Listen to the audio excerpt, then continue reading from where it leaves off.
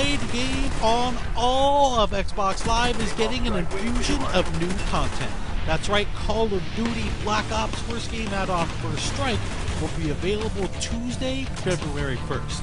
First Strike includes 4 new competitive multiplayer maps: Kowloon, Stadium, Discovery, and Berlin Wall. It also includes Ascension, a new level for the always popular Zombies mode. Now for this preview though, we'll focus on the competitive multiplayer maps. We fired up Video Connect so we could chat with our friends from Treyarch in Santa Monica, online director Dan Bunting, and design director David Vonderhaar. We begin with Kowloon. Kowloon is inspired by the single-player campaign level of the same name, Kowloon City, where you're in China on the rooftops of Kowloon City. It's rainy, it's dark, it's kind of got this brooding sort of mood to it. We really wanted to give the player the feeling that they were up high on top of the rooftops of these buildings. When we originally started to design the map, we started calling it our rule breaker map because we wanted to challenge some of the conventions that we'd had in some of the previous map development cycles. You never want to break up a primary player pathway, and in this map we actually do that intentionally, where you have to jump from one platform to the next, and that was to contribute to the feeling of being up high on top of these rooftops and increasing that danger level.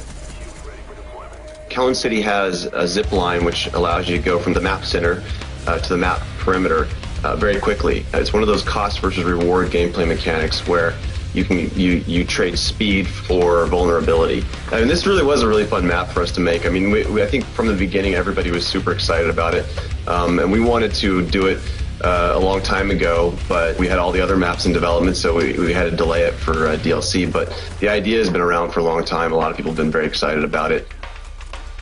Next up is Stadium. If you launch into Stadium, you just bought First Strike, you put the disc in, you download the DLC that day, and you launch into Stadium, you're going to be greeted with this very real atmosphere. Here is a sports complex that's taking place in the northeastern part of the United States. You're fighting in and around this hockey rink area. You're outside that area in a courtyard and the administrative and maintenance buildings that are next to all that, and it feels like this very real place that you can participate in a really good battle. For me in particular, Stadium is kill-death ratio be damned. This is a map with really high action, lots of really significant kill zones, map flanking paths that are very close to each other. People are going to have to really change up running gunners, how they're going to progress through this map. You're going to see these very clear, well-designed, moderate distance engagement ranges, and you're going to have to work to sort of dominate the map in a pretty significant way. And next on the docket is Discovery.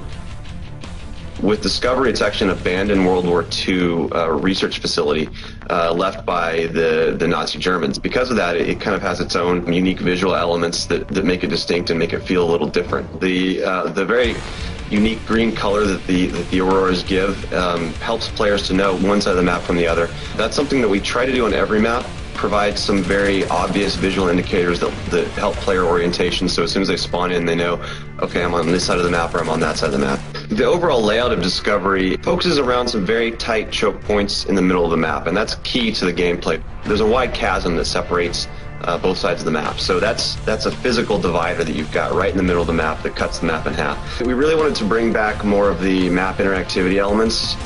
There are 3 or 4 pathways in the map that will actually take damage, and chunks of the ice and snow will fall below you. It actually changed up the gameplay a little bit, because when it's not damaged, you can just move over at full speed. When it is damaged, you actually have to, jump to make that path. There's only 4 ways to get across it. In order to, really dominate that map, you're going to have to dominate the choke points. And finally, we have Berlin Wall. Berlin Wall is, without a doubt, probably my favorite map of the DLC pack, and I think a lot of it has to do with the fact that it is a little bit larger than some of the other maps, and it's fun to get some large maps in the mix. But when people hit and log into Berlin Wall for the first time, what they're going to see is this really iconic Cold War era icon, and they're going to get to go inside and play in that space, and that's really an important part and fun to do. I think we've wanted to make this map forever, and we had to wait for DLC to make sure that we could do justice to the art and the environment the way that we wanted to. So when you hit this map, You're going to see the Checkpoint Charlie and the influence that that has. You're going to clearly see the distinction between East Berlin and West Berlin. West Berlin being commercial and having shops and stores, and East Berlin being industrial, somewhat run down, a pub. And just that contrast in the map is really fun.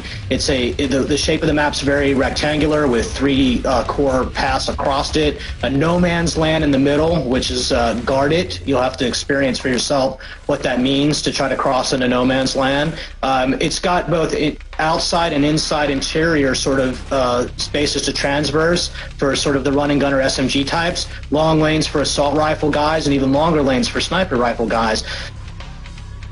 So for us in Berlin Wall, you have this really nice dynamic that's big enough to cater to multiple play styles all at once, and I think it'll be a fan favorite.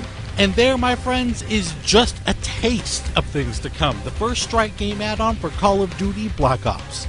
We hope you enjoyed our preview, and thanks everyone for watching Inside Xbox.